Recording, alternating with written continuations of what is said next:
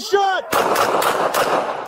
Vancouver, Washington. On July 30th, 2025, around 10:40 p.m., a desperate call comes in to 911. The caller reports that his son, armed with a gun, is threatening to kill him. According to the caller, his son broke down the front door and is high on meth and alcohol. Shortly after, the suspect leaves the home on a bicycle, still armed. At 10:47 p.m., a Vancouver police officer observes the suspect on a bicycle. Just 30 seconds later, a report comes over the radio. He still has a gun on him.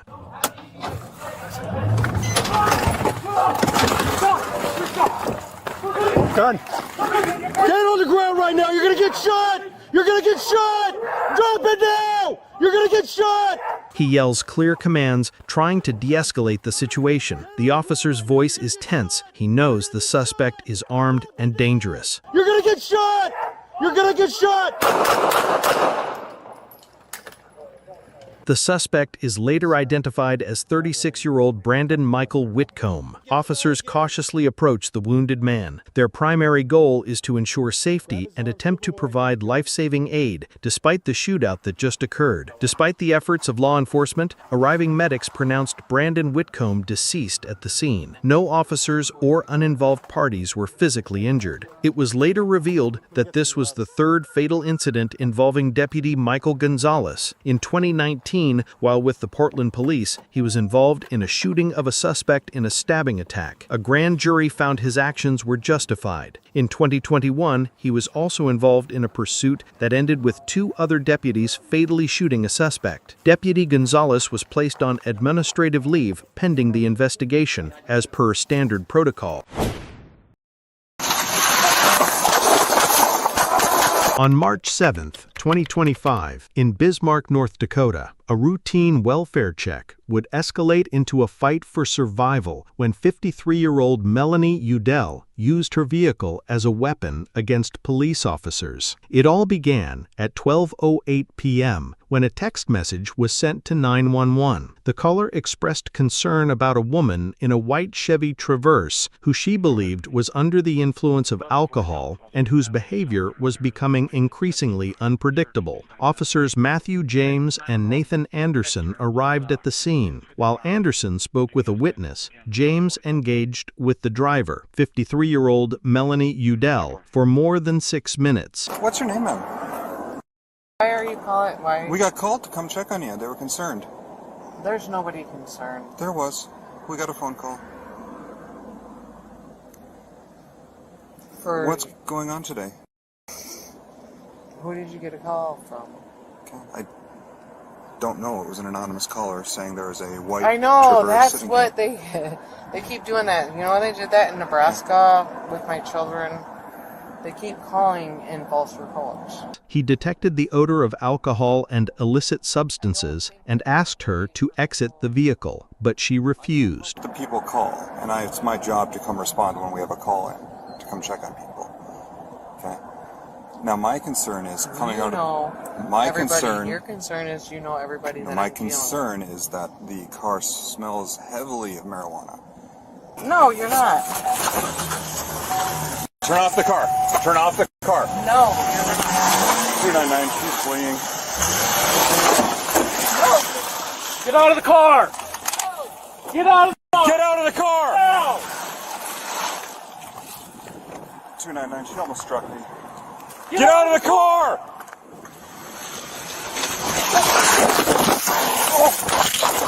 Ah!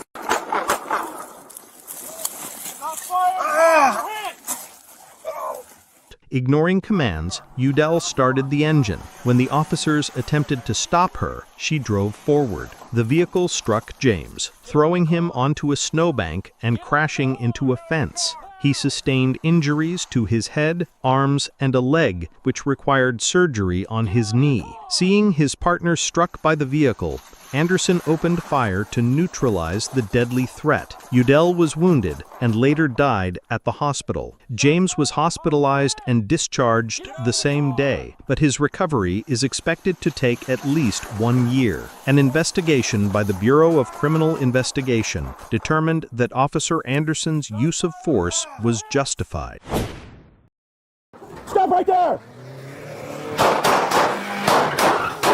On January 26, 2025, in Fresno, California, at 7:20 a.m., an alarming call comes into 911. A caller reports an armed robbery happening right now in an apartment complex. The distraught victim, who managed to escape, explains that 4 or 5 armed men broke into his home. The complex's surveillance cameras captured the suspects approaching the victim's residence. One of them is carrying a shotgun, partially covered by cloth. After forcing their way inside, one of the robbers drives an SUV directly to the apartment door, moving across the lawn in the courtyard. After partially loading the safe, the robbers tried to escape, but at that moment, the first Fresno police officers are already arriving at the complex. Forward to King 14. Give me the... Stay right there! Get on the ground! Get on the ground! Get on the ground! I got the car on the south side. Get on the ground! Don't move! They're trying to drive away. Don't move! But instead of complying, the robbers ignore the command and get back into the car. Stop right there!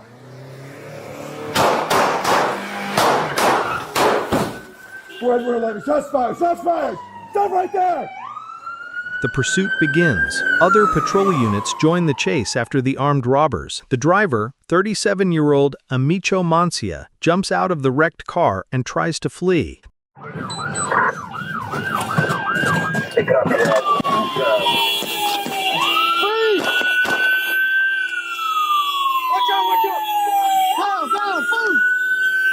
The officer, believing the suspect is armed, fires in his direction.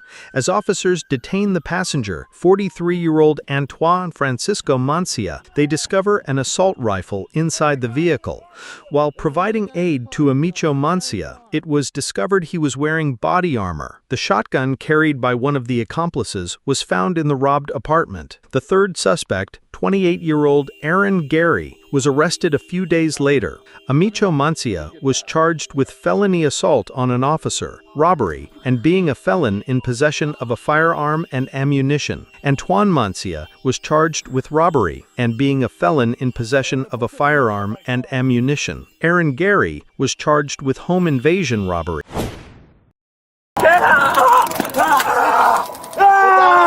On April 4, 2025, an Ohio trooper arrives at the scene of a crash on the turnpike. He initially receives incorrect information from a passing driver. A man appears ahead. This is 30-year-old Deshaun Leith. He is in an extremely agitated state, shouting and behaving erratically. The trooper exits his vehicle, attempting to calm Leith down. However, the man immediately becomes aggressive and attacks the officer.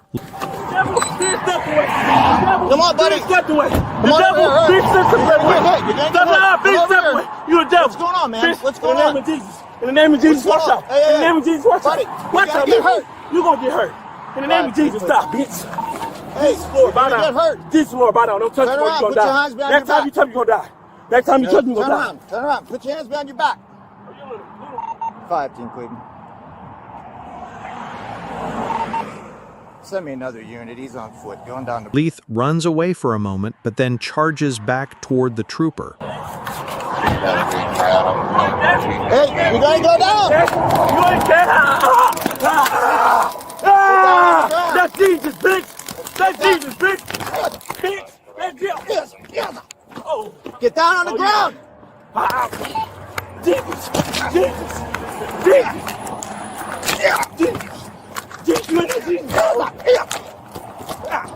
Leith shows incredible strength and resistance. He throws punches and tries to gain control of the officer's weapon. Listen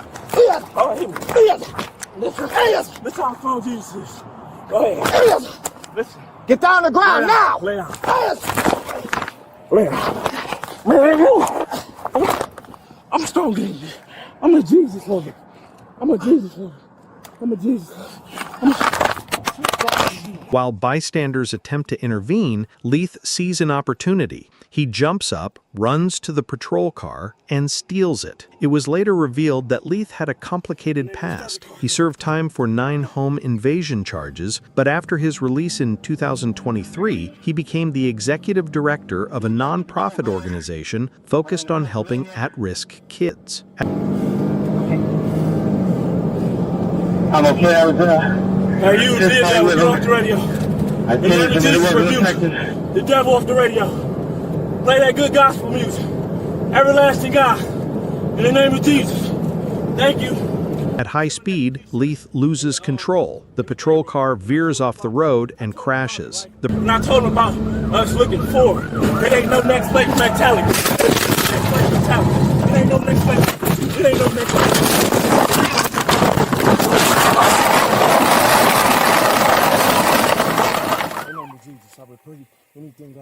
Pursuit ended in North Sewickley, Pennsylvania. According to police, after the crash, Leith again resisted arrest. During the ensuing altercation, he was fatally shot by officers. It has not been stated whether he had a weapon.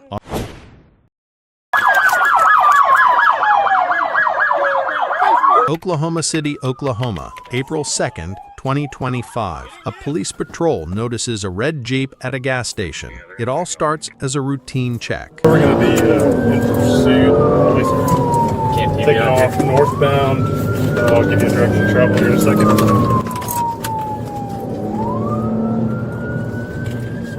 We can't TV off? No. Too many cars. We're going to be northbound on Sunny Lane approaching I-40. Incident to It's sign. going to yield right now. Your call has been updated. Fleeing from the chase, the driver ignores the heavy traffic. He drives onto the shoulder, endangering other drivers. The officer attempts a tactical vehicle intervention, also known as a TVI, to stop the car. The vehicle spins out, but the driver manages to regain control.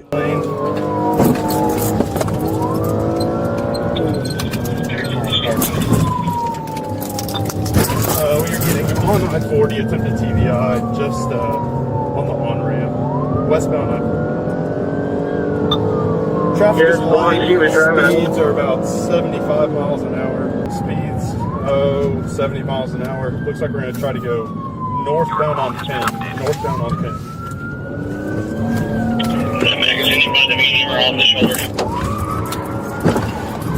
TVI. Turn back around. Driver, he's bound.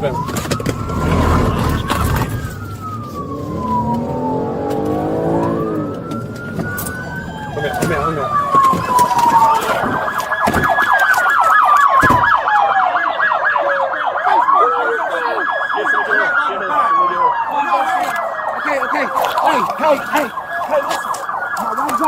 Jefferson was previously convicted of a felony in 2018. According to investigators, he was attempting to sell a pistol he claimed was used in a shooting in Texas. Following the passenger, the driver, Deshaun Jefferson, also surrenders. He is immediately taken into custody. The passenger is also detained. It will later be known that their case is being investigated by the Texas Rangers. A pistol was found inside the vehicle. Deshaun Jefferson is facing charges for felony carrying or possessing a firearm, endangering others while eluding police.